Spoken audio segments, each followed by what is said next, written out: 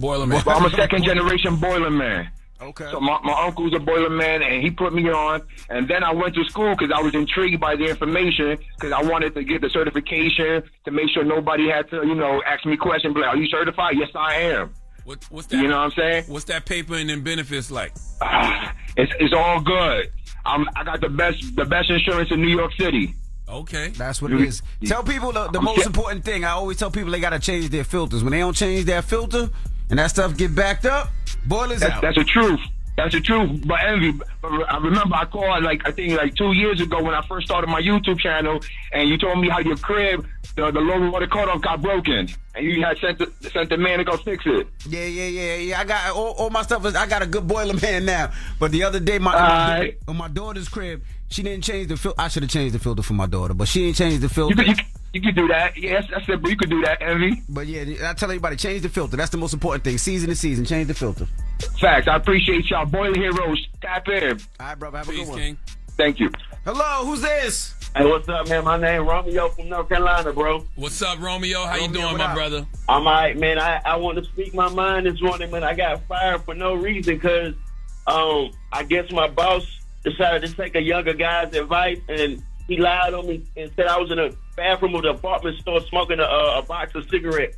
A whole box, guy? I don't even smoke. Why you was stressed? Hey, how you smoke a whole box of cigarettes? I don't even smoke, though, Charlie. I believe you, because smoking is nasty. Smoking is disgusting. I hate now, if you were smoking some weed or something, that's a different story. But just a cigarette, ugh. I'm with you. Right, man. They didn't check the cameras or nothing, man. They just let me go, man. And I got 2 kids, bro. I mean, Can't you might have to go to Human Resources if they can't got you, a Human appeal Resource that? department, and you might have to go see an attorney, brother. Okay, is there any way I can plug in my cash app? Boy, you just got fired. Your times ain't that hard now. You just got fired when? About 2 weeks ago. Oh, okay. All right, well, go ahead. Throw your cash app out. All right, my cash app, $GUAPOFLY. Now, I'm going to tell you something, though. People usually put money in cash apps for very compelling stories. I just got fired story for, because you smoking cigarettes. That's not compelling in no way, shape, or form. It's a lot of people that just lost their job, brother, over the last couple of weeks. Yeah, I'm sorry to hear. But don't you got another check coming still? It came already. 2 weeks is up. You probably just got it. Dang. Well, enjoy the holidays the best you can, my brother, man. Sorry, brother. I appreciate it, man. Much love. Yes, sir. Get it off your chest. 800-585-1051. If you need to vent, call us up right now. It's The Breakfast Club. Good morning. Wake up, wake up. Wake your ass. This is your time to get it off your chest. Whether you're mad or blessed, we want to hear from you on The Breakfast Club. Hello, who's this? Hey, Jamie. Hey, Jamie, what's up? Get it off your chest. Hey, how you doing? I wanted to get on here and, excuse me, I might be a little nervous. I ain't never called the radio station before. But I just want to sing a little song for y'all real quick. All right, go ahead, brother. And it's my birthday. Oh, happy birthday, Happy Virgo. birthday. You from Baltimore? Thank you, huh? Yeah, you from Baltimore. I'm definitely from Baltimore. That's ain't it? You yeah. already know. What's up? What's up, dummy? Baby? No, you can't say that if you're not from there. Don't. Yo. Go Yo, ahead. sing something for us, yo. All right. Love. There's so many things I've got to tell you, but I'm afraid I don't know how. 'Cause there's a possibility that you look at me differently, love. Ever since that first moment I spoke your name, from then on I knew that by you being in my life, things were destined to change. 'Cause love. Jesus. Okay, shorty. All right, what else you do? Okay. Use your name in vain. What else you do, bro? I'm trying to finish the hook, nigga. I'm sorry. Those who are things Yo. sometimes go astray. Okay. Love. All right. What else you Man, do, bro? you need to be singing trade school. You know, I need to go. I need, Hey, yo, stop playing with my man, I yo. need to find something else Why to you- Jamie, you have a great one, bro. Like, what else you do besides sing?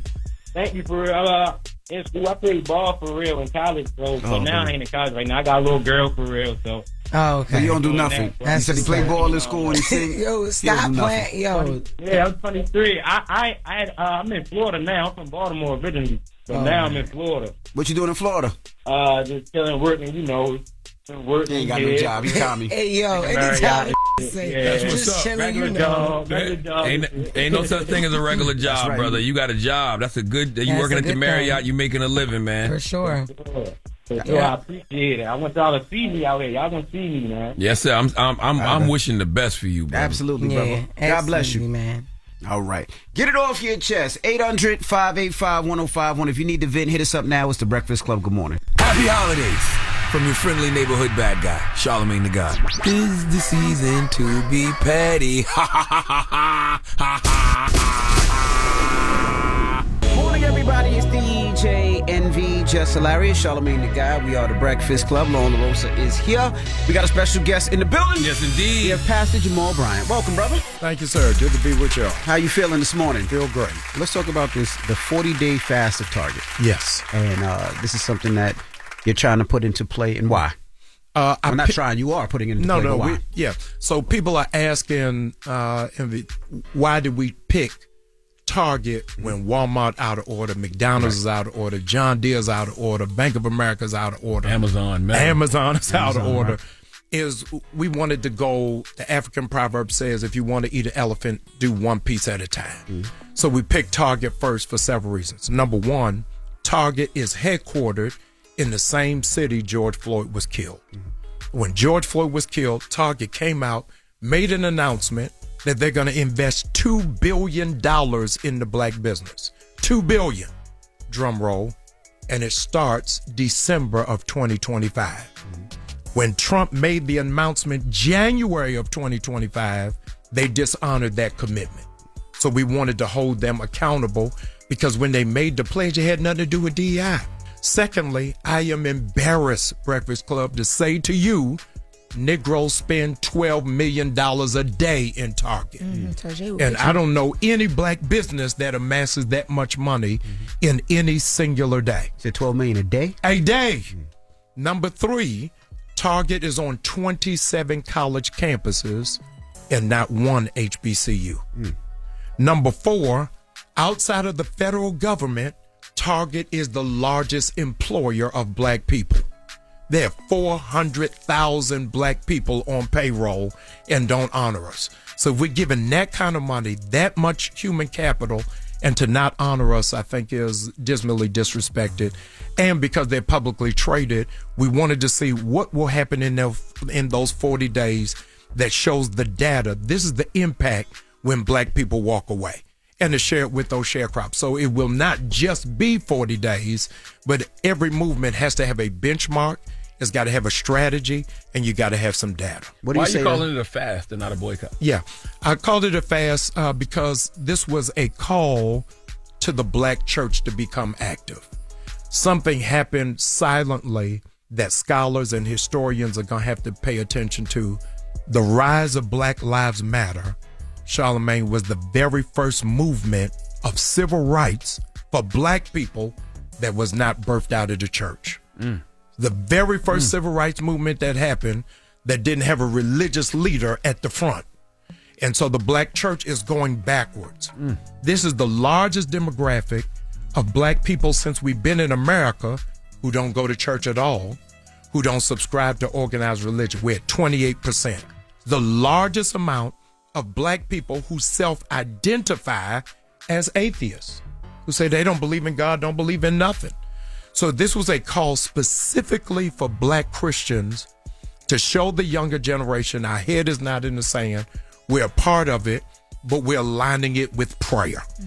That those 40 days is a high holy season for the Christian community. We're praying because this is a spiritual warfare that we're under with J.D. Vance and Donald Trump. With all of the things that are happening with these executive orders, marching is good, protesting is necessary, petitions are important. But if we don't bring a spiritual grounding to it, I think that we're going to miss it. During the Montgomery bus boycott, that last 381 days, what nobody talks about is for 381 days, every night they went back to the church for prayer. So I think that in the movement, you've got to have a faith entity intertwined in it in order for you to move forward. What do you say to some of the people that have black products in Target? That they say that, because of this boycott, if a boycott happens and people are stopping to go to Target, that is going to affect their products even more. I know we had the co-founders of Rucker Roots on the Breakfast Club. We had the founder of the Lip Bar. Yeah. And they were saying that if people don't come into the store, which Target is their hugest manufacturer, their hugest buyer. So what happens to those products? Number one, the Lip Bar and all of those entities understand a new thing out called drop ship. You don't have to go in a physical store to help them.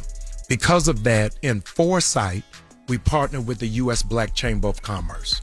So every person that goes to targetfast.org, within an hour, I send you a digital directory of 300,000 black businesses across the country. So we don't want those businesses to be adversely impacted. We want people to support them, but do it online. I can support the Lip Bar and not go into Target to do it. I can go online to do it. And so I think that as innovative and creative people as black people are, let's do it online. We do everything else online. So let's support them. And the 1,000 black vendors who are placed in Target, we're going to prominently place on the website so that you'll be able to find them quickly without any pause. Two things to what you're saying. So the first thing, when they were up here, they talked about the inventory and just how much money they have to put ahead to be in these stores that comes out of their own pocket that they will lose out on if people do not, if they're not supporting these companies or whatever. So even if you're buying it from their website, because they're already in contract for this amount of inventory allotted to Target, they lose out. They don't profit on that now. Yeah, well, that money has already been spent. A movement comes with inconvenience. It came that same argument happened in the Montgomery bus boycott. The question was asked, what do we do for the bus mechanics who are all black? So what they did is they pulled all of those bus mechanics out of Montgomery and set up garages at the churches. What nobody is talking about is 4 mechanic shops came out of it. So I understand that it's an inconvenience. I know we got to go a different route, but I would then say, let's up the ante. As a business principle, let's buy more to cover what is that loss. Companies take losses all the time, but a group of misguided preachers went into Target in Detroit and said, let's just buy black inventory and come out. You're still supporting Target. So I think that we've got to come away, even if we got to raise the price in order to make the balance, let's do it. One of the things that black people do wrong, whenever it is we're supporting black business, we always want a discount. Let's pay full price and support them. Let's not just do it with lip service, but let's do it through the investment. The women from Rucker Roots, Ione Jameson and Ellen Sellers talked about how even in Walmart's, majority of their clientele that they make a large amount of their money off of on those products, they don't have the access to the .com. So being able to walk in, like it's just different in some of the lower rural areas. So being able to walk into a Walmart or a Target helps them as far as inventory and creates access for those people. What about that? But yeah, I think that we've got to ask ourselves, what is the principle? And is the principle more important than the profit? You've got a whole lot of churches who have space that is underutilized and underused. The fact that in 2025, we don't have a minority-owned retail space to direct people on says that we got to reevaluate how we do business. So going into Target to buy whatever this product is, to say, hey, forget that they don't honor us. Forget that they've disrespected the George Floyd family. Forget that they are only allowing black people on entry-level positions. Let's do it for lipstick. I think that we're losing the larger conversation. I want to see the sisters win. I want to see them do overwhelmingly well. But I think that we got to get into a room and figure out, how do we make it more accessible for those in rural areas? I don't think that the answer is to keep shooting ourselves in the foot and then ask for a cast. Well, will we ever get there, Pastor? Like, you know, we want to get there, right? Yeah. Will we ever own our own Target/Walmart? Will we ever own our own car manufacturer? Yeah. Will we ever own our own so we can rely on it? It just seems like we're far stretched from that. Yeah, so one of the things that we're asking for Target to do, and for all of the demands that we're asking of Target, please go to targetfast.org. I'm asking Target to partner with 10 HBCUs to show our businesses how to scale up and to go into the retail space. Reverend Sharpton is one of my mentors, but in the history of black people, we have never marched black people into a white business to say, spend money here. So we got to figure out how it is that we really reroute and redirect so that we can create an ecosystem for us to be able to do it. I think that is possible, but there's a plan that has to be afoot in order to make it done. I saw you say that Target has been trying to reach out to you. Yes. But you I don't want to talk to no diversity officer. You may not have a job next week. Yeah. You reached out during Black History Month. Yeah. I don't know if you're going to make it to St. Patrick's Day. So I need somebody who got some job security and got some influence to make a decision. I think this generation don't want symbolic wins. They want substantive strides. Right. And if you're just doing that to say we met, we talked, all the street credibility is gone. Right. I need somebody who can make a decision. And you got to ask, Envy, what's in the mind of a CEO that can lose $12 million a day and say, I'm not meeting? So the person that reached out to you felt had no influence? Yeah, not enough influence. Got you. Yeah, so you're going to send the black people out to talk to the black guy, go talk to the black guy. We'll see what your people settle mad about. Them down. Got you. Yeah, no. I need to talk to the CEO, or I need to talk to somebody who was on that board of Target, or who can really help me understand where you are. And if you all are being punked by J.D. Vance and Trump, tell me that. And let's figure out how we can walk alongside each other. But we know that's what it is. Yeah, that's what it is. But exactly tell me that. Yeah. When you so I know that in talking about meeting, eventually y'all want to have a conversation, or there is something scheduled, right? You guys will be meeting June 12th in Minneapolis. That's when their stockholders meeting is. Oh, their shareholders meeting. Yes, okay. Yeah. So we are planning on going there. I'm hoping that we have resolved by then. That's what I was getting to. Yes. We can't wait till June.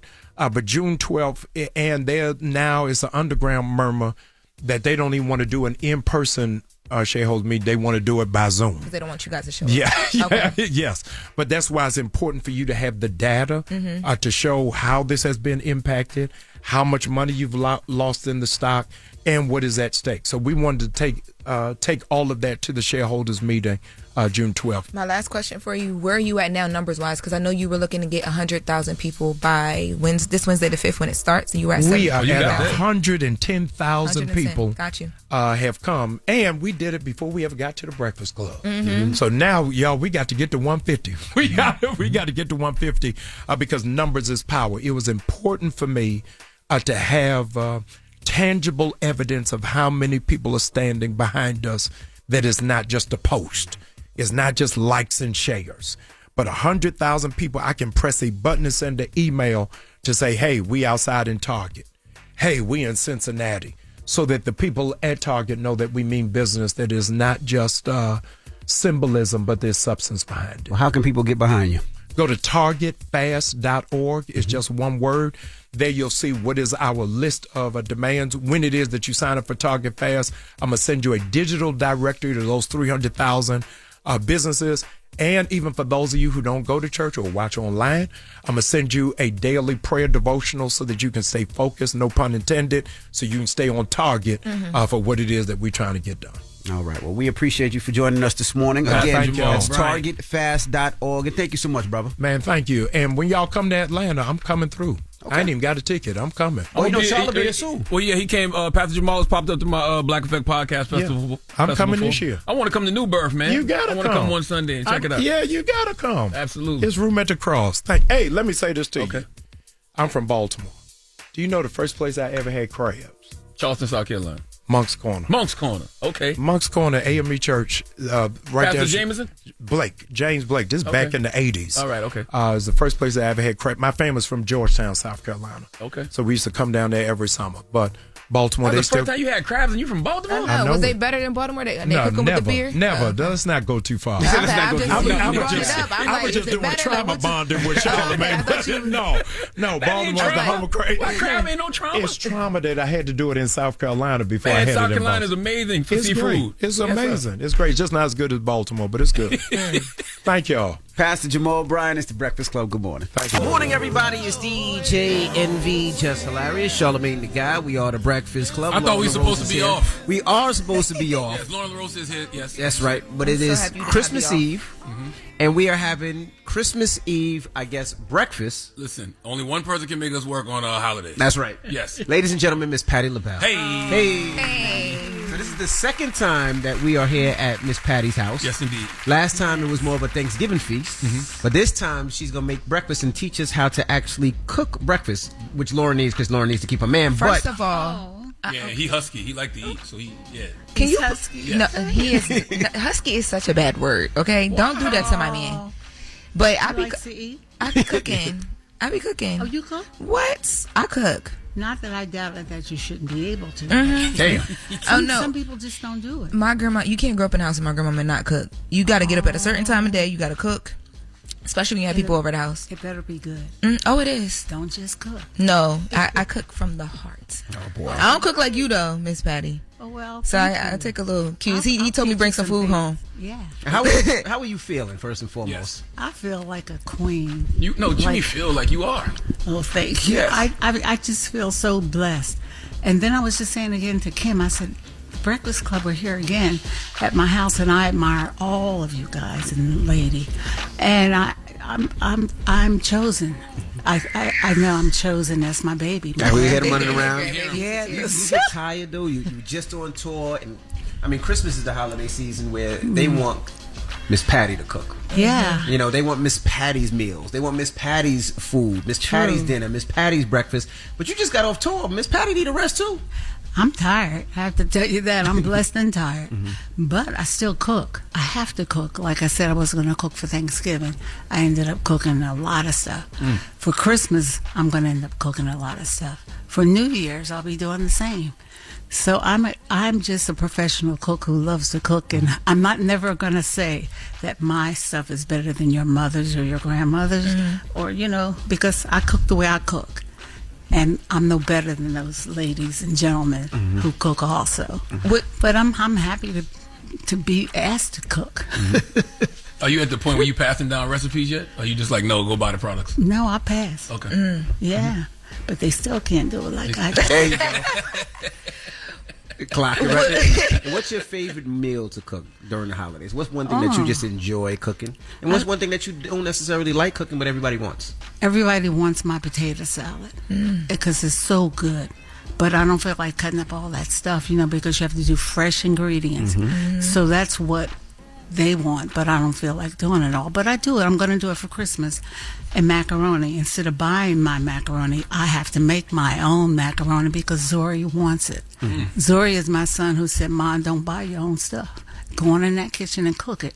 So I have to make macaroni for him this Christmas. Zori's old enough to cook for himself now. And guess what? When mom do it though. Guess it's what? different when mom do it. No, that boy cooks better than me. Really? Oh, his chili, his food, his roast chicken and stuff that he just does, and I happen to have a piece of it. He only gives me a little piece, and he won't tell me what he put in it. So he's a wonderful cook. We're gonna have a cook-off though. So he's the one you trust with the recipes, like because I know. Because you probably pass the stuff down, but everybody can't do it like you are. They can't. No, he does it. Yes, he does it better than me. So, but I'm mad. She said, I ain't mad. Talk about how being in the kitchen, just what it does for you, like spiritually, with family. It's so, I get such a happy feeling, and I know whoever I'm cooking for, when they leave, they're going to ask for a takeout container. And that I love more than anything, for them to say, I need seconds. Girl, that's just puts a smile on my face. I am more of a cook than a singer. So I enjoy both of them, but I say that I cook better than I sing sometimes. Yes. Does it make you go crazy sometimes when people notice you for different things? Like I have a 22-year-old son, and I told him I'm coming out here, and when I said your name, he didn't say the music. He said, "Yeah, all her stuff's all over Target." I know. And he knows you from that type of stuff. But then my parents know you from your music and touring. Does that make you go crazy sometimes? It makes me feel great because they know me for both things, and I just feel good, all the accolades that people put on me and just say that they love this and they love that. Excuse me, guys, my voice is like diminishing. It's like low. But I like it all. Singing was your passion. Singing is your passion. Cooking is your passion. Did you ever think that you could get paid off the passion of cooking? Never. I would always want to give that away. You don't. grow up learning how to say this is going to cost $15 for this chicken dish. You just give it out and say, I hope you love it. But never to get paid, but I'm blessed. Especially now with all the products in stores. Yeah, I am blessed. I mean, I'm not going to shy away from that.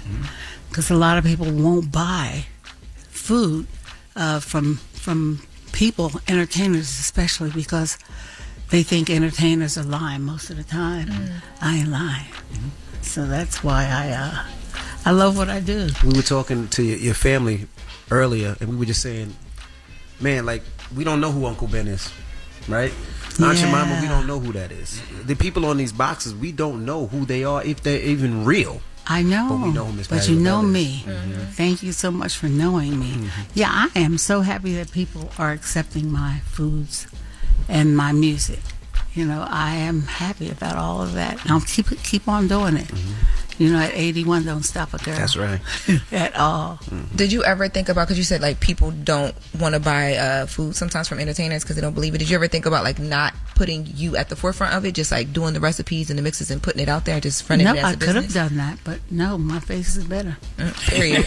That's right. No, and that's exactly how it should be. Yeah, and people, you know, when they see, oh, Patti, that's my girl.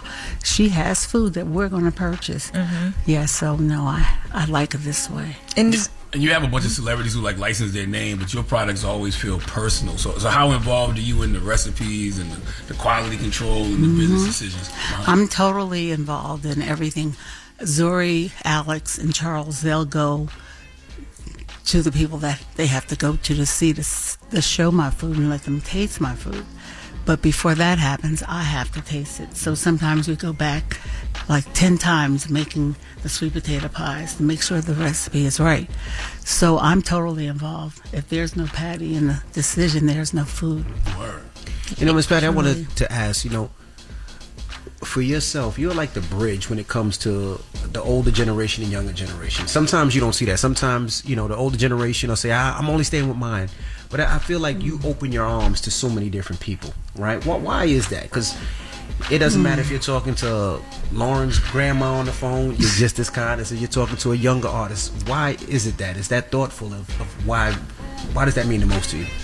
It means a lot to me because they trust my food and my music. Because everything that I do, it's from my heart. It's like I said, I would give food away, but now that it's going to sell, I'm not going to give it away. I'm going to sell it.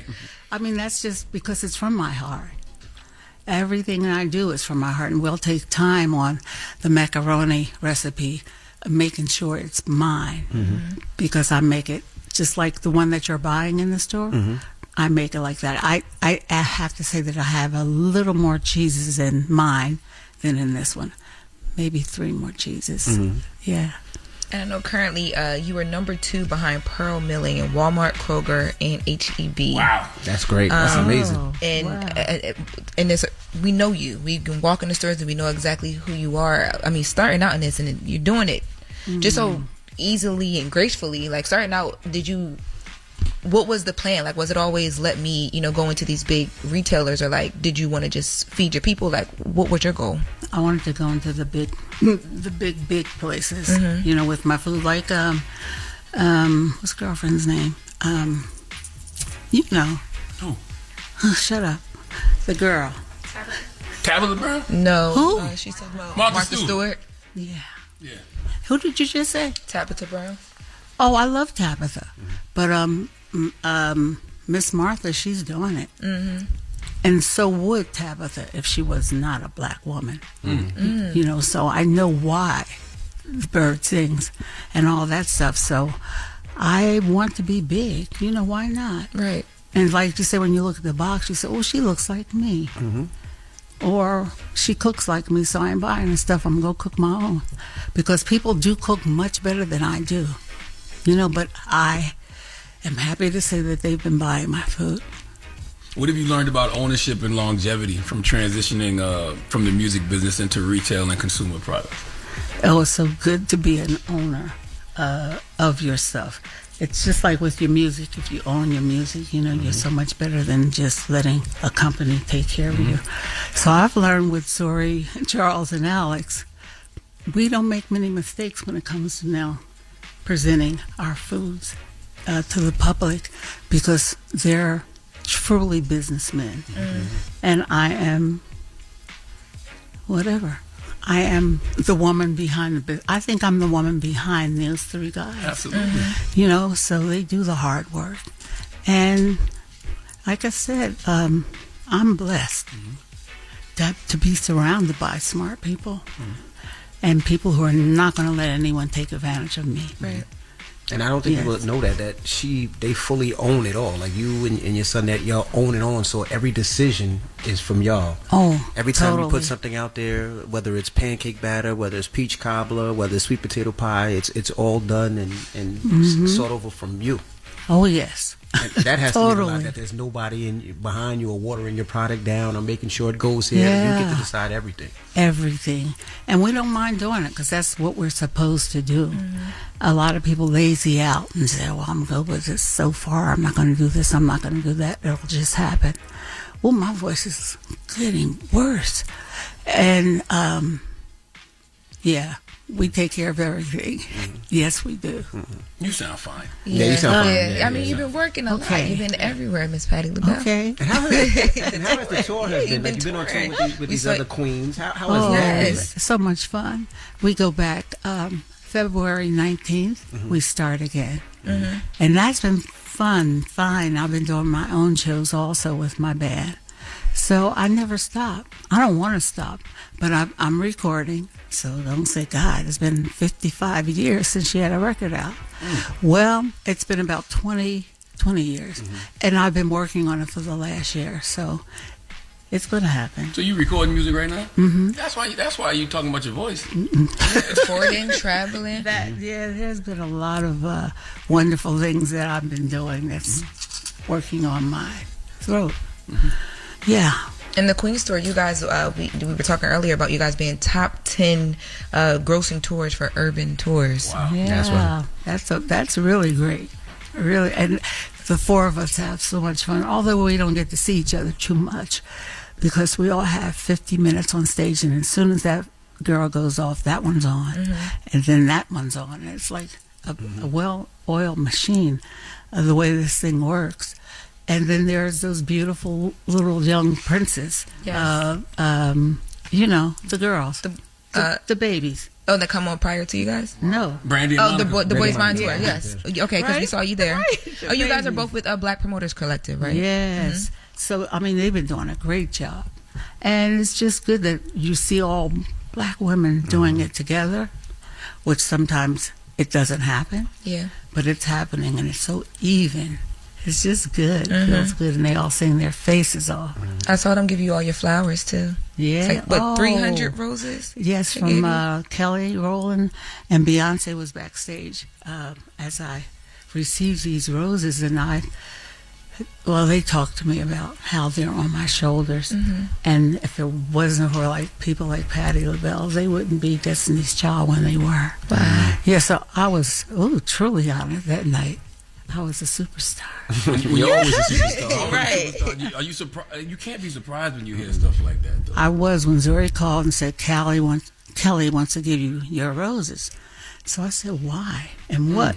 I didn't really understand that her husband called Zuri and said that Kelly wants to do something for Miss Labelle. And when I went, they told me what they were going to do. I said, well, and just called me up, and it was just one of the better moments of my life to hear the ovation and to see the young girls, Monica, and they're all coming to me, just giving me love. And you don't get that all the time. I feel like you would, like you should, like this is. Well, yeah, if not you, who? Yeah. So many others, but it depends on who they like. And those little girls like Patti. Absolutely. Love but Patti. I mean, it's like, you're kind of like the last of a dying breed. Like, there's not too many Miss Patti Labelles left, right? You're Stevie right. Wonder, maybe. I can't even think of too many others. Of course, the Stephanie Mills and the Shaka Khan, which is great to see all on tour together. Gladys, Gladys Knight. Miss Anita Baker, yep. Oh, yes. It's like so many of us. But there's so many of us who aren't working, which is not good. It's just kind of sad. Because those ladies can sing, but people forget Black women quicker than they do white. So they're forgotten for the reason is the color of their skin. And, but we still persevere because I know that I'm good. I'm not, there's, like, always compare myself with my girlfriend, Celine Dion, with If You Ask Me To. And I always say, gosh, that girl killed that with her ratings and her sales. And we did the same song the same way. And I got to be real. It's just one of those things. Do I love her? Yes. But let's get a little even stuff going around every now and then. That would be wonderful. Has that been a challenge in the product business too? Has it, Zori? He said no. I didn't think so. Zori said we outside. No, they've been smiling lately. The three guys. Yeah, so no, like I said, we have something that a lot of people work so hard to get and they don't. They never stop working. And nor do I. So you got to keep on keeping on. Don't stop because they tell you no. Now, Miss Patti, yes, Loren dear. told me that you're taking a trip international. She's going to see. Yes, you are going to. It's celebrating your birthday, the 80-65 tour, or 56 in Australia. 80-65. You're supposed that's to be going to Australia happen, and but New Zealand. it's going to happen next year. Yes, not 2026. Next year, 27. 2027. Okay. Okay, end of 2026. Yes, Patti. Okay. It's the 80-65 tour. It's a celebration of your birthday, but also 65 years in the entertainment business, correct? 65 years singing. It's going to be nice. The last time I was in Australia was 30 years ago. And we're happy to be invited. Yeah, we're going to do it. And this is a solo tour. Well, solo dates that you're going to do. Solo dates, yeah. This is not with the Queens. It's solo dates. That's 26 hours on a plane? At least 18, I think. Is it 18? It's about 18, 20. Is it 26? No, about 18. 20 from the East Coast. Oh, what makes you still want to talk? You don't have to. Nope. Oh, I have to for my soul. Wow. Yeah. I mean, that brings me joy. If I stopped singing like today, I would do what? Cool. Right. I'm tired of that too. You got kids, you got grandkids running around. I know I cook for the babies, but right now there's never going to be a time when I could say to the world, "This is my last tour." No way. And when they say it, they lying. Nobody want to stop. Yeah, I can't stop this. I saw this story. Queen Latifah was talking to Jennifer Hudson about how she was ready to leave the entertainment business, and she didn't really go too much into detail, but she just said that you were the reason why she stayed. Like, you came into her life and she decided not to leave the entertainment business. Yeah, because, I've been there where they're going. And I know once we get in, we're in. And don't stop something that you love. They all love to sing. And they can sing. That's a big difference sometimes. Sometimes people sing and they can't. But all these young girls, they can sing. Yeah. All of them? Well, no. Don't you get Miss Patti in trouble now. Don't you get Miss Patti in trouble now. All of them. Okay.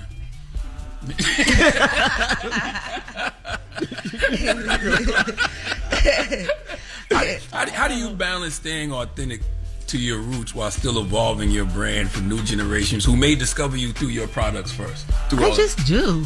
I just do. I mean, it's natural for me to stay who I am. And, oh gosh, I just like being Patti. Just basic. I'm a very boring person, very quiet, very laid back. The only thing I do that people might say, why are you doing that? And they better not say it because they all do it. Play cards. Oh my God, I love to play a game of spades. And you said we're going to play before you leave today. You're going to teach us this game. AC Deucey. AC Deucey. Okay. Yes, we're having a game tomorrow night at my house. I never heard of that. At this house. Me either. Hold up. I said at this house. Okay. Well, this was yours too. Oh, you know what? This is my house, and I don't live here.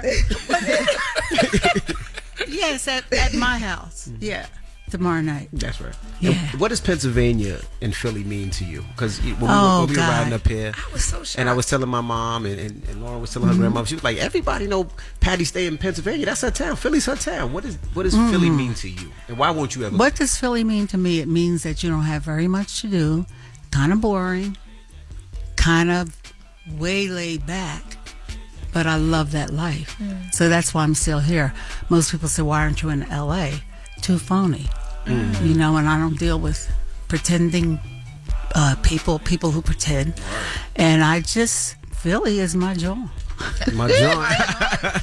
Did I say it right with you? Yes. Oh my God. She said it right. Next is gonna be bold. You're gonna just be out here. Wow. Right. Yes. So yeah, I love Philly, you know, and I'm gonna be here.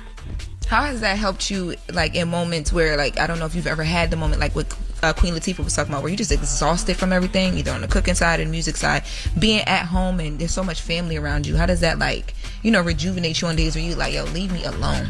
Never do I say leave me alone. I just close the door. So they know if I'm closing the door that it's like quiet time. Right. For me. Yeah. They know. Are you ready to tell like your story through like documentaries and biopics and all that stuff? Okay. We started doing a documentary, and we also started on doing a biopic. So there's going to be somebody playing Patti. Wow, you got anybody in mind?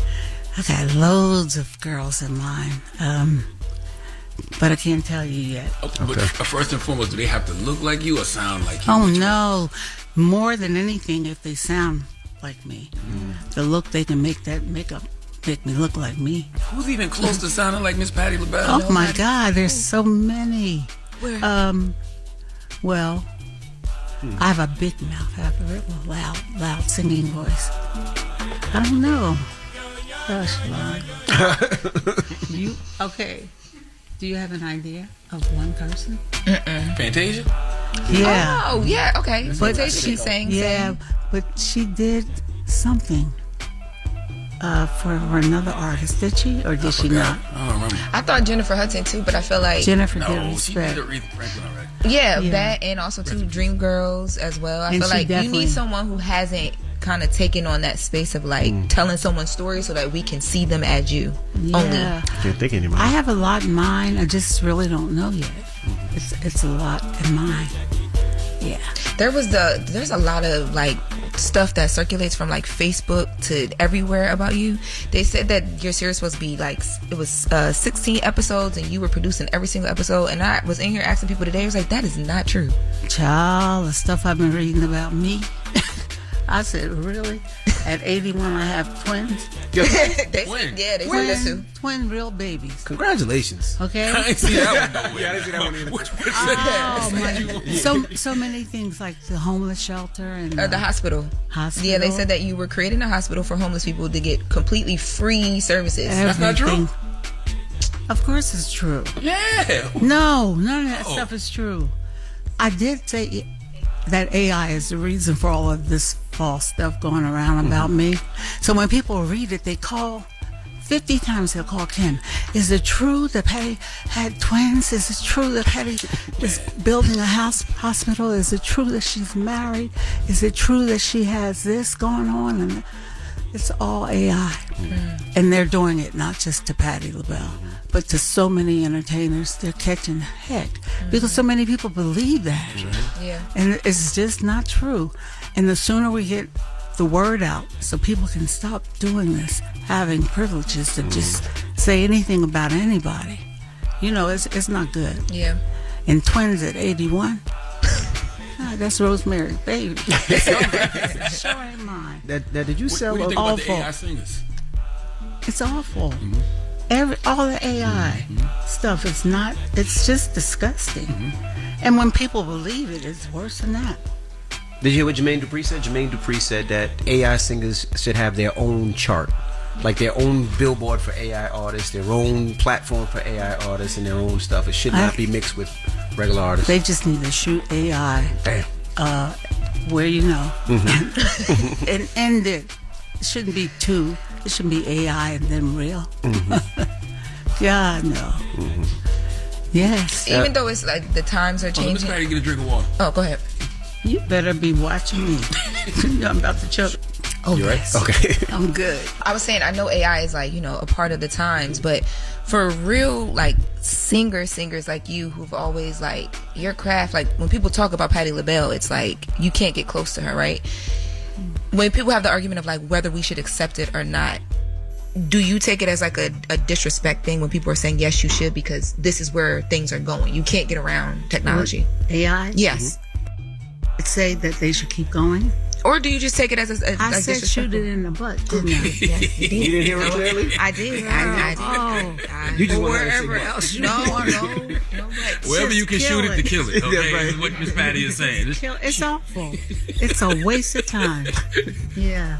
You got that Kill clear? it. I heard it clear. Okay. Baby, Y'all got it. You got Yes, it now? I got it. Let's go to the kitchen, man. Yeah, Miss let's Patti go. gonna cook for us, but listen, you can get all her products in tell me to get the Kroger products. and Walmart. HEB. Yep. And at my house. That's right. We you don't appreciate know the Miss people Patti at for your joining house, us. Daddy. Now, Not if you're everybody. listening right now on air, the full version will be on YouTube where Miss Patti will be teaching us how to cook chicken and waffles. You doing chicken and waffles? Yes, I am. Make sure you pick up all the products. Can I say one thing? Of course. How you guys just support me every chance you get. How great that makes me feel, because you don't have to call Patti LaBelle. But you do. We love Miss Patti. We love you. We It's value you. We insane. appreciate No, you. I'm not playing though. A lot of people take what they get for granted. I never take Breakfast Club for granted because you're so everything. You're everything. And I was telling Miss Thing, I've been watching her do interviews, and she's phenomenal. It's just that I thank you. No, thank you, Miss Well, Patti. And you don't think it's a flex why we can't get on the phone and be like, we're going to Miss Patti's Going to house Miss right now? Patti's house? My mom freaked out for like 30. I'm like, you gotta hang up on her. She gonna hold you. Like, you're not real to some people. That's right. You're like a fairy tale to some people. That's really interesting. And that's another blessing. She said you like AI to some people. No, I didn't. We gotta go cook. Y'all have a happy holidays, Merry Christmas, and all that good Thanks, stuff. It's the Breakfast Club, Miss Patti LaBelle. Time for Donkey of the Day. It's a read, but you're so good at You it. trying to be a fake ass Charlamagne. There's only one Charlamagne to go. Damn, Charlamagne, who you giving Donkey of the Day to now? Well, Sexy Red, Donkey of the Day goes to a woman named Shannon Teresa Marie Schwartz. She is a Playboy model. Yes, that Playboy. I don't know exactly what that means to be a Playboy model. I assume she's been in a Playboy or two, and she has posed in a bikini on the cover of Maxim magazine. Yes, Maxim New Zealand. But we need to have a discussion this morning about just how far a woman should go for her man. Now, Shannon, who I will keep telling you is a Playboy model, has a boyfriend, and her boyfriend's name is Wilhelm Louis Huntzinger. He was charged with being a felon in possession of 205 rounds of Remington 223 caliber ammunition and some drugs and other stuff, and he's incarcerated in the Honolulu Federal Detention Center. Now, Shannon clearly loves her man and is willing to do anything to get her man out. But if I was her man, I wouldn't want her to offer what she offered to get him out. No. See, ladies, as a man, I don't want you to do anything that is going to possibly cause you to be in the same situation that I'm in. And in this case, it's jail. And I definitely don't want you giving away what you gave away. See, Shannon made a bribe to one of the officers. What do you think a Playboy Playmate would offer this federal officer in exchange for releasing her man? Let me tell you a story then. Shannon offered the agent blank to help him persuade the judge to release her boyfriend. The agent says he received numerous missed calls, text messages, and voicemails from Shannon. Shannon told the agent that she was referred to him as someone who could handle a situation for a high-profile inmate. Shannon, who was a Playboy Playmate, told the agent that she was trying to secure her boyfriend's release and asked the agent to meet with him so he could see she was serious and she could give him what she had for him. Ladies, this isn't the way. I appreciate the help, but do you really believe your boyfriend would be okay with this? This is why you tell men when they go to jail, don't worry about what's going on outside, okay? You can't control what your woman wants to give someone while you locked up. You will drive yourself crazy trying to control what a woman wants to give someone while you locked up. And I damn sure don't want you giving things to other men, okay? Saying you're doing it for me. Shannon allegedly texted the agent, I can help with whatever you need. Not sure what your services cost. You paying him to service you? First of all, that's trafficking, okay? And you know what the agent did after she texted that? He opened a formal investigation into Shannon hot ass, okay? I guess Shannon didn't know it was an open investigation because she was too busy trying to open something else. The Playboy Playmate Shannon allegedly continued to contact the agent despite the agent informing her, I can't do nothing to help in regard to securing her boyfriend's release, but she's a Playboy Playmate. Did the cover of Maxim, so the agent agreed to meet with Shannon. Also, because Shannon wouldn't stop trying to throw it at the agent said she was persistent in asking for help. Now, this is when the agent was either trying to set her up or she was wearing him down, because the agent told Shannon that he would have to continue communicating with her on his personal phone. No, I'm joking. He was just trying to set her up because it was actually an undercover government device to monitor their conversations. And during a meeting between the Playboy Playmate and the agent, she allegedly offered to give the agent this bribe so he could ask a judge he was friends with to help aid the release of her boyfriend. And she told the agent, I'll give you some now and give you some when my boyfriend's release. Now, what would you tell your boyfriend? What? Okay, what man would be okay with that? Envy, would you be okay with your woman doing that? No. Jess, would you do that for your man? No. Ladies, we love y'all, but don't be giving up what's ours to get me out. Shannon then arranged a second meeting with the agent. How many dates they gonna go on? This is too much. And at the airport, she gave him some. Remember, she promised, I'll give you some now and then some when he gets out? All right. But I thought they were investigating. Right. So he's not in trouble? That was part of the investigation? To see if she would really do it? Do what? What did she do? You never said it, yo. You got us on a tip. Like, what's going on? Pause. I mean, yeah. What did you say earlier? No. Fellatio? Okay. No. Oral? No. Back shots? But, like, what's up? What's wrong? Well, get y'all mind out the gutter. Breast massage? She was offering him money. Okay, $5,000. She gave him $2,500. Yeah, she gave him $2,500 at the airport. And after the meeting, she was arrested and charged with 1 count of bribery of a public official and 1 count of obstruction of justice. And she's barred from communicating with her boyfriend. Oh, yeah, you asked what I do that for. Yeah, hell yeah, I do that for my man. It's illegal, Jess. You can't bribe a federal agent. It's like no. Oh my God, I thought it was like allegedly. Get your mind out the gutter. Yeah, that's what I'm like. No, you kept saying playmate. She's a Playboy Playmate. Right, so that's what we're thinking. She's a Playboy Playmate, and she couldn't wait to open her bank account. That is not y'all are ridiculous. I can't believe y'all. Y'all need to get your mind out together. Y'all got kids. Grow up. So funny. Grow up. Please give Shannon Teresa Marie Schwartz the biggest hee-haw. Can't believe these people I work with. You said open up, then you put your little seductive voice on. You put your little seductive voice on. He know how he tried making it sound. Open up her bank account. I'll give you something. Yes, money. Nobody says I'll give you some money like that. So it don't even matter that she a Playboy Playmate. It don't matter. Well, it matters. You want to cover Maxim?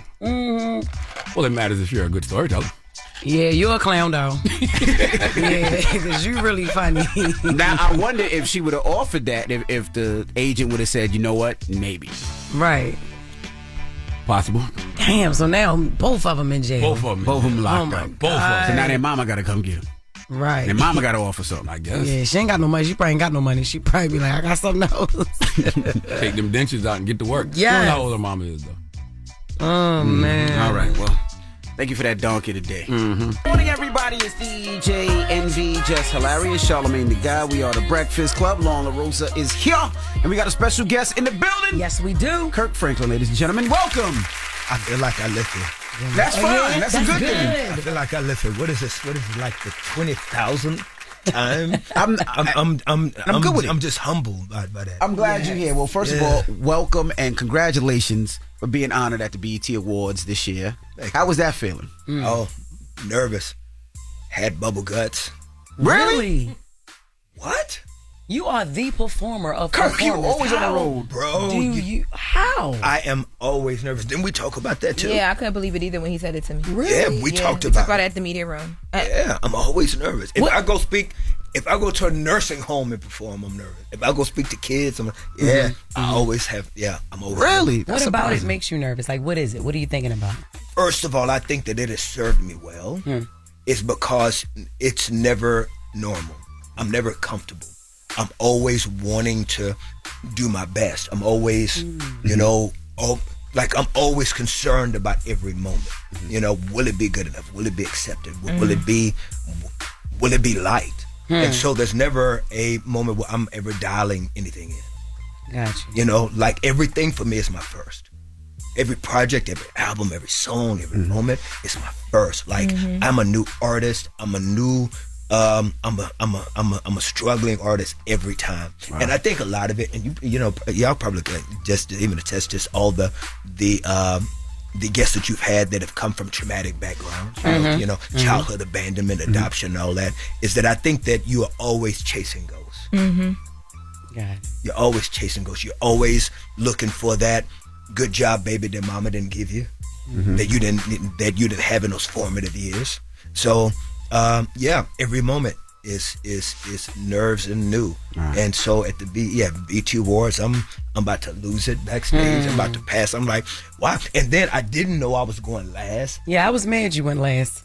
I was mad. I said you put somebody like that in the front or the middle because it was so late. Well, yeah, but we stayed up. I know we did stay up. Wow, that's kind of y'all. But what I'm saying though is that you feel even more pressure. It's like. Why am I going last? It's like, you know. Because you Kirk Franklin, though. But I'm the gospel guy.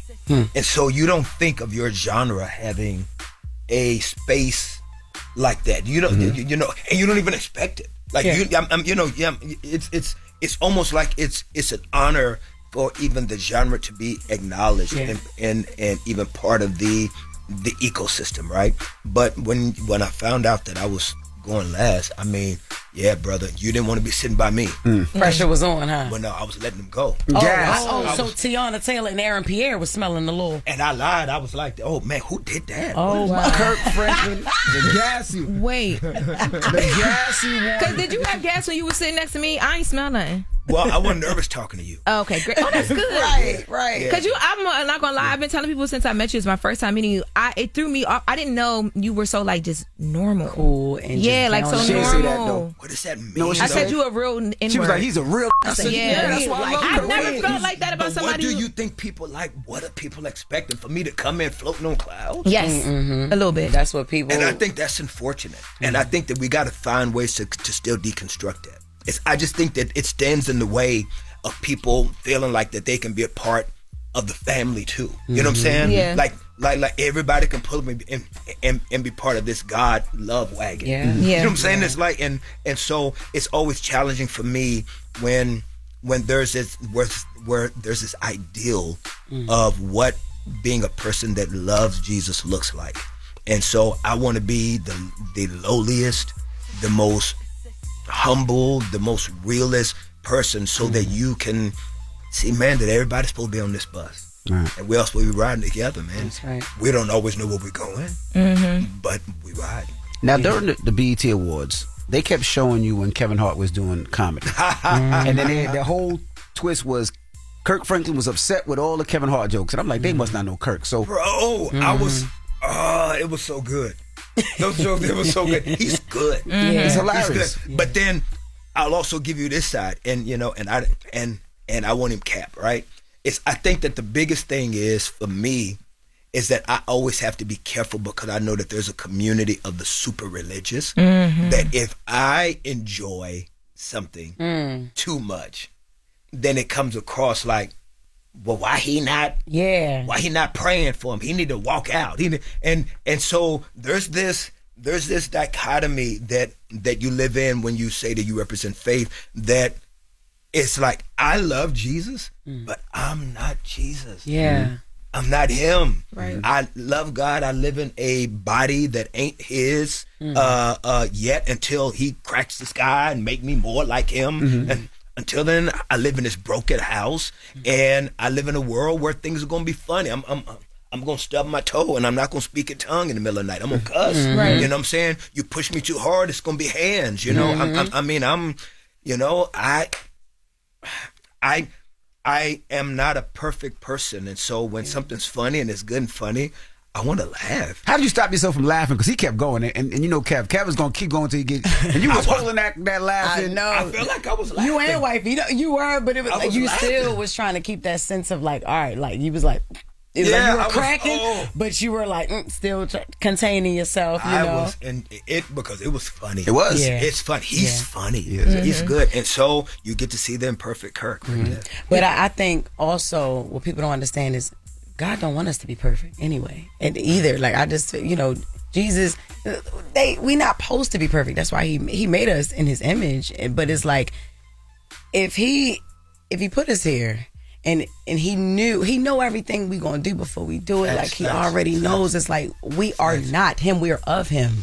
You know, we're not meant to be perfect. We're just meant to follow him. And in that, we always should be pursuing to be better. We want to be more like him. We want to be able to be changed in ways. There are things that I see in myself that I want to grow and look more like him. Right. But I'm not on your watch. Yeah. I'm not on your calendar and how I get there. Right. I am on his. And so I think that if we, like I said something on this new digital series I have on called Den of Kings, is that we have to understand, man, that we are patients. We're not doctors. And Christianity is supposed to be a place that's a hospital. It's a hospital. It's not supposed to be a country club. It's supposed to be a place where people that don't have it together can come and everybody can feel comfortable that they know that they don't have it together. Right. But when people come to us in our community and they feel like that we are more concerned about their habits and their ways being changed before our eyes, and you're not being changed yet, you're not doing it's like that then people create performance anxiety. That's where the mask comes. It's because if I don't look the way that you think I should look soon, then now I gotta fake it till I make it. Right. Yeah. And then what happens then, you become a human doing and never a human being. Gotcha. Now they also, I'm sorry, I was gonna say back to the BET Awards, they were mad at one of your outfits that you wore. They were mad at I was about to say that, like, one of the outfits I had on this year. Yeah, they said that you apologized for it. It was you wore like a tank top and some shorts. No, that was prior. That was prior too. We talked about that too at the media room, but what they mad at the outfit? I mean, it wasn't poom poom shorts. You didn't have a thong on. It wasn't nothing like that. Because they try to say bro was twerking. Oh, sorry, let me cut bro. They try to say Kirk Franklin was twerking. Bro. I didn't. She definitely called you bro. Yeah, sorry. They said bro. No, I don't think I can address you like that. Yeah, sorry. Hold up, but pause. What's wrong with bro? I don't know. You just feel like it's so crazy how, like, naturally you just feel like the homie, and I'm like, it's Kirk Franklin. Why would I not see? We gotta work on that, bro. Because it's low key kind of like watching you at the BET Awards and seeing the energy and the movement and all that with your performance. No, your mic went out. See, God didn't want me to call you bro. That's what I'm saying. That's what happened when you called. Don't you call him Kirk bro? Franklin, bro.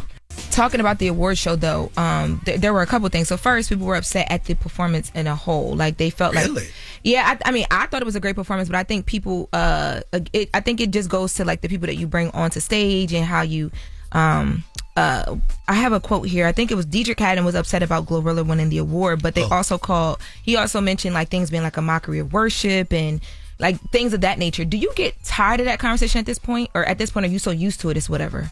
Be real, bro. Gang, gang. Gang, gang. Gang, gang. Gang, gang. On everything I love. Right? It is what it is. Yeah. It is what it is. God bless him and God bless them. How did you feel about that? Because some people were mad that in the gospel category, it was Glorilla in Yourself, it was Little Baby in Yourself, it was Rhapsody, not your quote-unquote typical gospel songs. What did you think about that Glorilla won? Her first BET award was a gospel record. What are your thoughts on it, primarily gospel artists? I'm trying to keep my eyes on the prize. I'm trying to keep my focus on the things that really matter. I'm trying to tell the world about Jesus. I'm trying to tell the world that for God so loved the world that he gave his only son. Whoever believes in him shall not perish and have everlasting life. That's where I'm at. That's where I'm at. Everything else is just noise. That's where I'm at. I feel like you meet people where they are. You've been doing that since I was a little girl. Like, you know, I feel like when you say you meet people where you are, it's always been said you meet people where they are, right? Christ and Christianity and church don't look the same for everybody. So if like a Glorilla can speak to us, the youth, young, you know, and you stamp it and we like, oh, we know Kirk Frank. This is who all of our mothers and grandmothers and aunts played and growing up.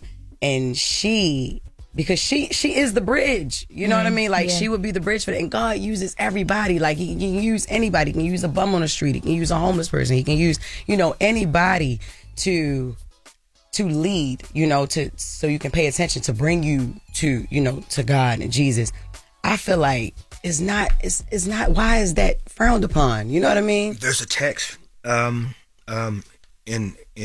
scripture. There's this moment where the disciples were talking to Jesus about people that were not part of their crew, that was also using his name and trying to do things in his name, and they were upset about it because they were not part of the crew. And so they came to Jesus. They pulled him like, "Yo, man, you need to go pull up on a boy and them. They over there saying your name and trying to do woo woo woo in your name, and we really need to squash that." And Jesus was like, "Yo, if they over there and they're still trying to do good things in my name, even though they're not part of our crew, I'm not gonna squash that. It's because they're still telling people my name." Yeah. And so I feel that it is the same, that today that Christianity has for so long been a country club, and you've had to have a membership, you've had to look a certain way. Like, let me tell you one thing that's funny to me is that people always say to me, and even Tammy sometimes, is like, like, y'all look younger now than y'all did when y'all first started. Let me tell you what a lot of that was. We were assimilating to what the church, if you were young in church, you had to look old to be thought of as serious. Right. Like, they didn't take you serious if you did not look a certain way. So you dressed, you had them long, you had the long jackets, the square toe gaiters, Yeah. And Tammy probably had the big lampshade hats. Big lampshade. First time I took it to Kojic Convention, we were 25 years old, and God bless Church of God in Christ, love Church of God in Christ, but there's a certain aesthetic that sometimes you have on. Tammy, 25 years old, got a big old hat on, gloves, and she said, I felt like trick or treat. Because we were trying to assimilate. You're trying to do all the things to be accepted as a young person. Yeah. And so now, we're just comfortable being who we are. And I just think that it is really, really important to just put people back on the focus of what matters. He's what matters. That's right. Now, what was the concept of Den of Kings? What inspired that? Bro, first of all, you gotta talk to the mic. Bro, first of all, bro. Don't give me in trouble. They're already gonna drag me for saying it once. That's the motif of the show, right? Bro. And it's a beautiful thing.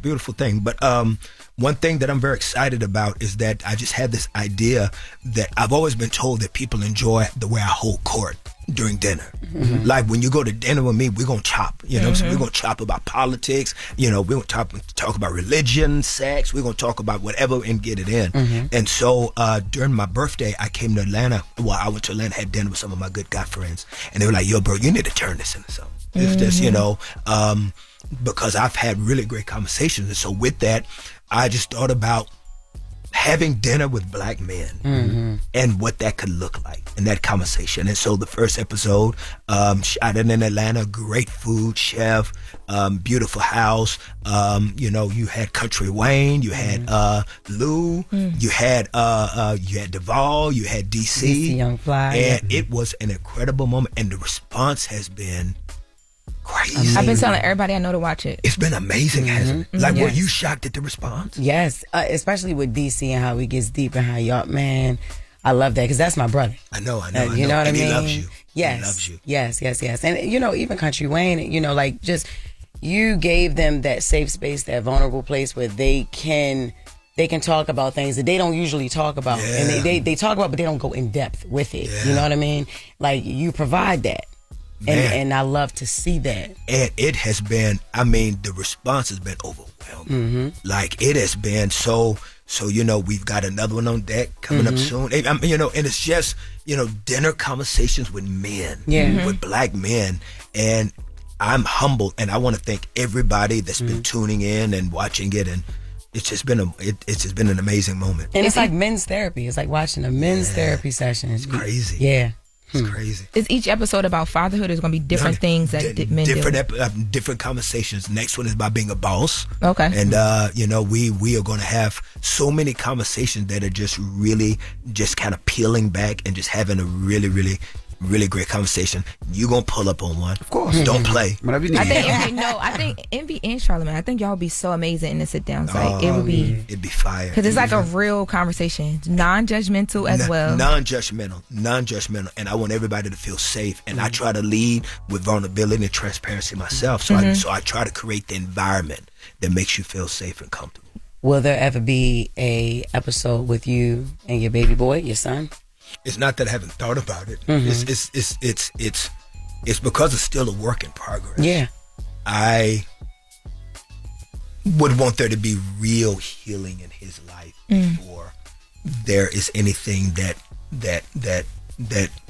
puts a spotlight that could even be more damaging. Got it. To his process. You know, I want him whole. Yeah. I don't give a heck about ratings. You know, I was going to say something else, but I just want him whole. And so whatever is going to be for his best healing, and a lot of times that happens when the cameras are on. Yeah. What's your relationship now with him? It's still work. It's still work. Now the beautiful thing that has happened is, you know, I ran into my biological father, of course, after all these years, and here's what's the most incredible thing about God: everything that my oldest son needs, that's his profession. Your dad's profession. Wow. My biological father's profession. And I think you can impact that. Yeah. Right. Everything that my oldest needs. So my biological has come in because that's his grandson now. So he has a personal interest in him being whole. And it's been amazing. It's been amazing to watch. Yeah. Gotcha. But it's still a process. Do you regret what you've done in gospel music because it took so much time away from your family? That's an incredible question. I think that any man, in my humble opinion, that is ambitious and driven will always look back and have regrets on how the people around them have had to suffer because of that. Because your family suffered, but you brought joy to people. You probably saved 1,000,001 lives with your music and your dance and the word. But you might have hurt a couple in the family because you weren't there. So how does that balance out? And you know, as a father that works a lot, I feel that sometimes. It's like, damn, should I be home during this time? But I gotta pay bills. See, Den of Kings, because y'all talked about this on the show. Yeah. Ooh, boy. You know, you have many regrets. You have many regrets, and you have confusion. It's because it's almost like if you were not driven, if you were not a dog, if you didn't have that attitude, then you wouldn't have been what you are. But you also know that many around you, whether it's your wife or your kids, that they've suffered a lot, that they've gone through a lot because it comes with a heavy price. And I think that for me, mine also has another level of kind of dichotomy, is because you also don't want their kids' faith to be, I don't want having to do with Jesus because Jesus was the dude that kept my daddy away. So I'm trying, you know, you've also tried to have that nuanced space in that too. Now, the beauty of my children is their mother. My children are great because of their mama. Tammy is like, she just that Midas touch, you know. But then her mama was that. Tammy's mama was that. Tammy's mama's like that with me, you know, just that Midas touch. And she knew I didn't have a mama, so bam, just that Midas touch. But yeah, you live with a lot of regret. You live with a lot of guilt. You live with a lot of questions. You live with that internal war of missing things and wondering what it would have been more like for you to be at home. But then at the same time, you also that dude that wakes up in the middle of the night with dreams and ideas and ambitions and songs. You know, like I wake up in the middle of the night with songs and you know, I'm at a basketball game and I got to step outside to put something in my phone because if that song don't work, then I can't pay for that school. And I can't pay for that college. I can't pay for that your new car you want after you graduate. It's like, you know, there's that tension. Right. It's because people are blessed by your sacrifice, but then they're also hurt by your sacrifice. Yeah. And I don't know all the answers. I just try to show up and be honest. Gotcha. What I love that you said social media is not evil. You know, it's broken people that use it as a tool of evil. Yeah. Right. Yeah. So does commentary on social media affect you at all? Yeah, it can. Oh, yeah. Yeah, and I think anybody be lying if they say that. And I think that we all try to do our social media fast and we try to pull back. You know, like after the BET Awards, I was like, I'm not reading nothing. I don't want to read nothing. I don't want to have it. I don't want nothing, you know. And then, you know, a few days later, you find yourself looking at man, please, it's about Jesus. Yeah. Right. You know? So, you find that tension and you try to do the best. I really believe, y'all, and I know y'all got to wrap me up real soon, man. I believe that everything that we discuss can be summarized in these major points of humans have to be more kind to humans. That we here's the illustration before I go, right? If you are on an island and that island is now slowly sinking into the water, and the only way off that island to the other piece of bigger land is this rope, this tightrope. And everybody has to walk across that tightrope. Now, mind you, they're walking over water that is shark infested, right? So if you fall off that tightrope, but that's the only way to get off this island. It's this tightrope. Everybody that is getting on that tightrope, if you're standing there watching them because you know your turn is coming up next, you're not going to be sitting there criticizing how they're getting off on that tightrope. You're not going to be going, look at her feet. Look at the feet. She's not even walking on it right. Look at that. You're not doing it because you know why you're not doing that? Because you know you next. So you sitting there going, please, man. Oh God, please let her make it. Please. She made it. Because that gives you hope that you can make it. That's what life is. It's sinking. And we're trying to get off, and there's only one way. But we're criticizing each other while we're trying to get off. That's the only way. There's no boat. There's nothing. The only way off this sinking island is this thin, difficult way. We should be praying people make it instead of complaining how they walking. Wow. Because you next. And the church said, Amen. Dang. Wow. Dang, I was, let me do one more question. Go. How did you listen, you got some of the strongest pipes coming up out of your choirs. Like, I'm talking about, like, everybody was like a lead singer. Everybody. How did you find these people? That's how I do it. That's how you do it. I do it is I look for lead singers. Individual. It's I go after artists. Yeah. Is I look at people that I see an artist in them. Come rock with me. And that's what I do. And that's why they're so amazing. Yeah. No, but that's dope that you caught that. Since I was little, I'm like, yo, how everybody can not just sing, but sing. Everybody can sing. Like, he could have had, like, everybody do their own solo. Yeah.